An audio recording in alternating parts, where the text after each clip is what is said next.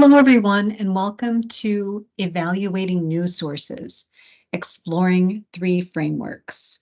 We will learn a few different frameworks today, noting that there is some overlap between them. The first framework is called the CRAP test. Yes, you heard it right, the CRAP test. Here is the acronym, and each letter talks about a different principle that we should be concerned about when we are considering the reliability of sources.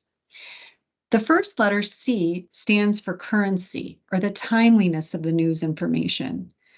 When was the information created, published, or posted? How old is too old for it to be reliable? Does the currency matter for the type of information we're curious about? Has the material been updated or revised? And if there are links for digital content, are the links still functional?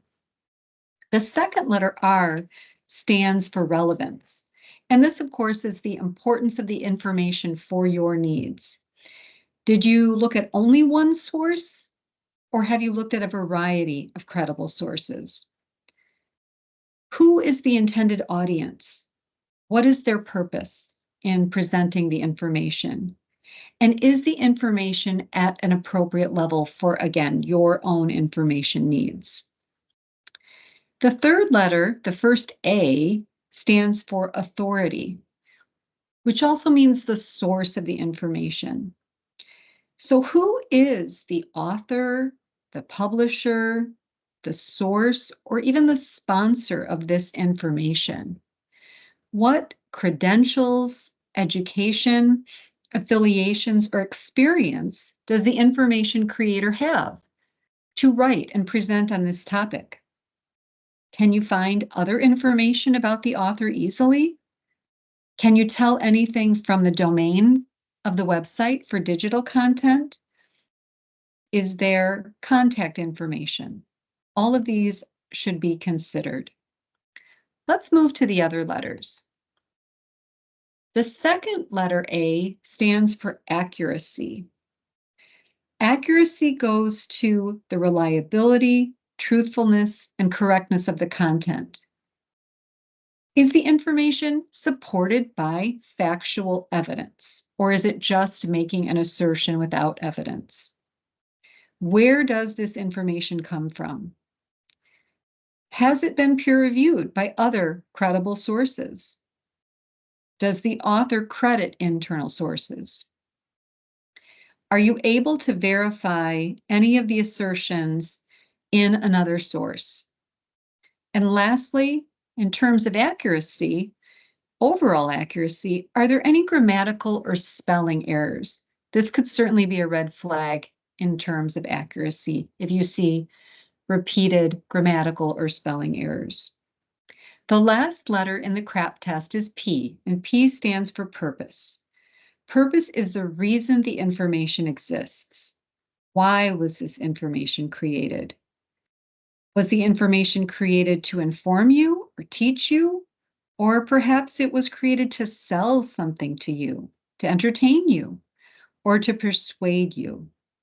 Do the authors and/or sponsors make their intentions or purpose clear? Does the point of view appear objective and impartial? As we will discuss, information can have political, ideological, cultural, religious, institutional, or personal bias. So purpose is very important, and transparency is essential in determining the validity of the content. There's another framework that we can look to. Again, noting that there's some overlap between these frameworks, just pick the one that works best for you when you're evaluating your news content. This second one is called the 5 factors, and it comes from the News Literacy Project. Number 1, authenticity. We've seen this before. Is it real? For online sources, especially photos, has the data been altered in any way? Is it clear what is being presented? You must look closely before accepting. Be aware if the content seems intentionally sensational. The digital age has made creating, sharing, and accessing information easier than ever, but it's also made it easier to manipulate and fabricate data. The ability to determine whether something you see online is genuine is a fundamental fact-checking skill. Number 2, source. Talked about this previously. Has this information been posted by a credible source? Not every source is created equal, and it can be easy to skip over significant differences while scrolling through feeds online. News organizations are standards-based. They have guidelines that they are striving to meet to ensure accuracy, fairness, transparency, and accountability. While they're not perfect, they are more credible and dependable than sources that don't have any standards. Keep that in mind when you're reviewing content. Who is the source? There's 3 more factors from the News Literacy Project and their project called Rumor Guard. Number 3 is evidence. Is there evidence that proves the claim? We talked about this previously. Misinformation can start with a false claim that is a sheer assertion and lacks any pretense of evidence, but it can sound very convincing. You must ask yourself, what is the evidence for this claim? Is there a direct quote from an informed, reputable source? Are there current photos to accompany the story as opposed to stock or old footage? Are reports or documents cited as evidence? You must fact check the assertions. The next factor is context. Is the context accurate? Now, tricks of context are one of the most common tactics used to spread misinformation online.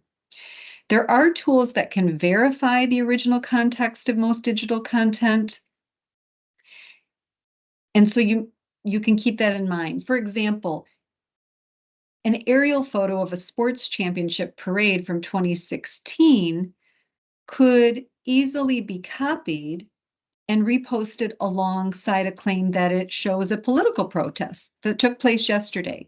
So the mixing and matching of content and images, you must be very careful to make sure that it all matches up and that the context is holistic. The last factor is reasoning. Is the content based on solid reasoning? Misinformation or fake news is often designed to exploit our subconscious biases and our logic gaps. These blind spots in our rational thinking can make baseless conclusions feel plausible or even undeniable. Learning to logic check claims is a crucial element in verifying information. Beware of claims that are presented in an excited, sensational manner. Remember that the main goal of valid news is to inform, not to make you hysterical.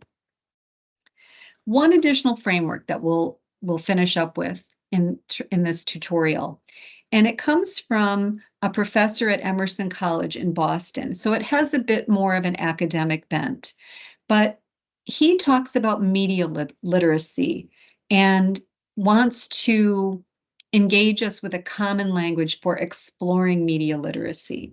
He calls this the 5 A's. The first one is access to media. You know, everyone should have access to reliable media to get information. This, of course, can help us bridge cultural, political, and ideological divides. Another important element is awareness of authority, context, and credibility.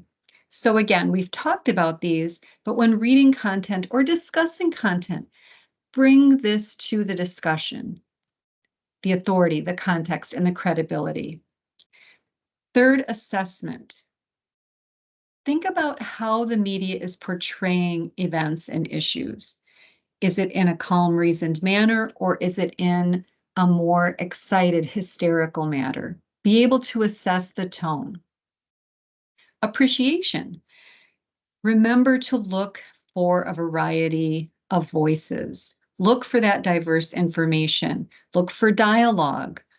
Don't just be satisfied with one point of view that matches your current thinking. And lastly, action. Become part of the dialogue, participate, use your critical thinking skills to take action and participate in a civil discourse to support our democratic society.